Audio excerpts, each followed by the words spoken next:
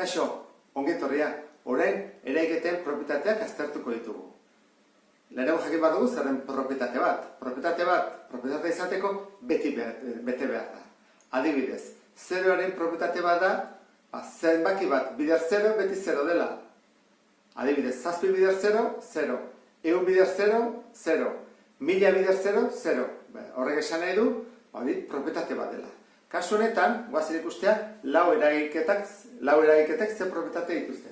Dugu, batuketa, biderketa, kenketa eta zatiketa. Har dezagun adibidez, 3 gehi 2. Lehenengo kasua, batugaiak dira biak. 3 gehi 2, batugaiak. Aldatzen badugu ordena, 2 gehi 3, emaitza berdina izaten jarretzen du, 5, ezta? 3 gehi 2, 5, 2 gehi 3, 5. Batura, 5 da. Beraz, trukatze propietatea badu, batuketak. Zergatik ordenak ez duelako aldatzen. Biderkagaiak, guazen ikustea, 3 bider 2, eta 2 bider 3 berdina da, 6.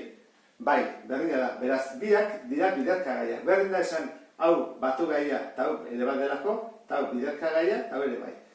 Hemen, pista bat ematen digute. Kenkizuna eta kentzaila. Segurazki ez da izango berdina. Guazen ikustea, 3 ken 2.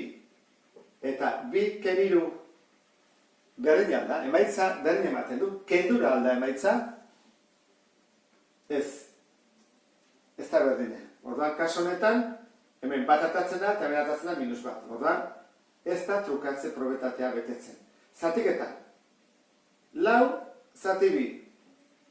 Edo 2 zati 4. Bi kasoetan zatidura berdin alda, ez. Kaso honetan ere, ez da betetzen trukatze propietatea. Ikusten ez bezala, Orduan, hemen batugaia dira trukatzea, biderkagaiak trukatzea, emaitza bat. Batura, biderkadura, eta hemen ez da berdin, trukatzerakoan ez da tertzen emaitza berdina, eta hemen ere ez. Bigarren propietate bat. Hemen, elkartze propietatea. Goazen ikustea, batuketarekin. Elkartzek esan nahi du, nik bali badut 3 gehi 2 gehi bat. Eta 3 gehi 2 gehi bat. Nik nedudan bezala elkartu dezake dela. Hau da, parentesia nedudan lekuan jarrezake dela. Jartzen botean parentesia, edo hemen gauza bera alda. 3 gehi 2, 5, gehi bat, 6. Eta hemen, 2 gehi bat, 3, 3 gehi 3, 6. Betetzen da. Orduan, batuketan betetzen da. Biderketan. 3 bider 2, bider bat. 3 bider 2, bider bat. Parentesiare aldatu iten dut. 3 bider 2, 6. Bider bat, 6. 2 bider bat, 2. 3 bider 2, 6. Bi kasotan, 6 eta 6. Beraz, betetzen da. Kenketan. 3 ken 2, ken bat. 3 ken 2, ken bat. Parentesia horrela eta parentesia horrela. 3 ken 2, bat. Bat ken bat, 0. Horren emaitza da, 0. 2 ken bat, bat.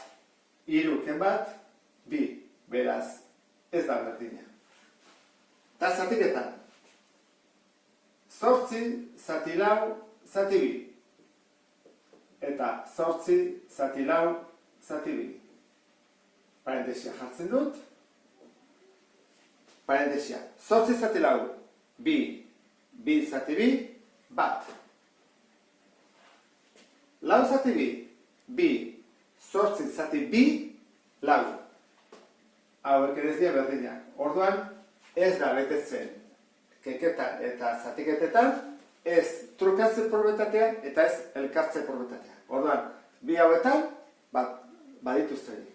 Badau beste propietate bat, eta da, banatze propietatea. Banatzea esan nahi du, adibidez, di bain badut, 5 bider, eta dut, 2 gehi 3 gehi adibidez 4. Egiten da ere da. 2 gehi 3, 5. 5 gehi 4, bederatzi. Horren da, 5 bider bederatzi, 45. Hau egiten dela, lehenengo parentesian. Eta ze gertatzen da, banatze egiterakoan. Banatze da, horrela. Kanpokoa banan bidertu barruan dauden gaiekin. 5 bider 2, 10. 5 bider 3, 15. Eta 5 bider 4, 20.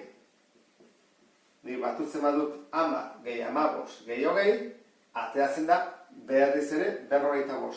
Orduan, banatze probetatea badute biderketa kanpoan eta barruan batuketak eta kenketak daudenean. Hoi da beste bat. Gerta daiteke, kaso batzutan, atzean egotea, adibidez. Ni baldin badut 4 gehi 2 eta bider 3, egin aldezaket atzetik, guazen ikustea. Berez, da 4 gehi 2, 6. 6 bider 3, 18. Banatze egin aldezaket, guazen ikustea. 3 bider 4 eta 3 bider 2. Horan, 3 bider 4, 12. 3 bider 2, 6. 12 gehi 6, 18. Ikusten dezun bezala, bi kasoetan 18 ematen du. Orduan, biderketa kanpoan dagoenean eta barruan batuketa dokenketa egin dezakegu banatze probetatea. Eta pentsa dezakegu, hauek probetate asko bete zituzte, eta zer gertatzen da kenketakin eta zatiketarekin. Kenketak badu probetate txiki bat eta erauntara da. Ni baldin badut 8 ken 3, 5, horraino bai, ezta? Egiten badut, kendura gehi kentzailea atatzen da kenkizuna. Horan, 5 gehi 3, 8. Hoi truko asko erabiltzen da, kenketa handiak daudenean egin dezakegu, adibidez, 235. Ken, eunda, adibidez, 42, eta guazen kenketa egitea. 5 ken 2, 3. 3, 13. Ken 4, 9. Bat bururako 0. Guazen ikustea, betetzen den. 3 gehi 2, 5. Urrengoa, 9 gehi 4, 13. Bat bururako. Bat 0 gehi bat gehi burukoa, 2. Betetzen da. Orduan, kendura gehi kentzailea kenkizuna da. Eta zatiketaren beste probetatea. Guazen ikustea zein den. Nik uste dut, hau, lehendik badakizutela buruz behintzat, edo ikasi dezutela. Zatikizuna berdin, zatitzailea, bider zatidura gehi ondarra. Kaso honetan, egokiagoa da, erabiltzen badugu zenbaki simple bat, zatiketa simple bat, eta buruz ikasi berrian formula hau, zenbaki horiekin egitea. Nik aholkatzen dudana da, zatiketa jartzea oso simplea, eta zenbaki guztiak desberdinak. Adibidez, egiten badut, 9, zati 4, zenbana, 2, eta ondarra, 1. Hemen ditugu 4. Zatikizuna, zatitzailea, zatidura, eta ondarra. Hor daude 4. Zatikizuna, zatitzailea, zatidura, eta ondarra. Hor daude 4. Orduan, taula hau, galdetzen bai digute, ariketa mota hau, esaten digute, zein da zatitzailea, dakigu, zatikizuna 27 dela, zatidura 11 eta ondarra 5. Orduan, hau beteko dugu zatiketa moduan. 27 zatikizuna. 27 zatikizuna.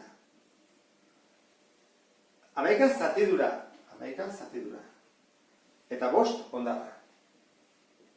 Falta zaigu zatitzailea. Etorri gaitezen, onta. Kaso honetan dugu 4 jakin beharra. Nola jakin dezakegu 4? Egin dezakegu 9 ken bat, ondarra kendu, 9 ondarra kendu, eta 2 jakin zatitu. 9 ken bat, 8, zati 2, 4. Horak kaso honetan ere berdina egingo dugu. Egingo dugu izango da, 27 5 kendu, eta gelditzen zaizkigu, 22. Eta gero egin, 22, zati 11. 2 atatzen zaigu. Orduan, zatitzailea da, 2. Bigarren honetan. Jarko dugu, zatiketa moduan, 7 da zatitzailea. 5, zatidura. 4, ondarra. Orduan, guazen ikustea. Kaso honetan, 9 jakin behar dugu. Nola jakin dezakegu 9? Egiten da, 4 bider 2, zatitzailea eta zatidura bidertu, 4 bider 2, 8 gehi bat. Horan hemen ere berdineko dugu.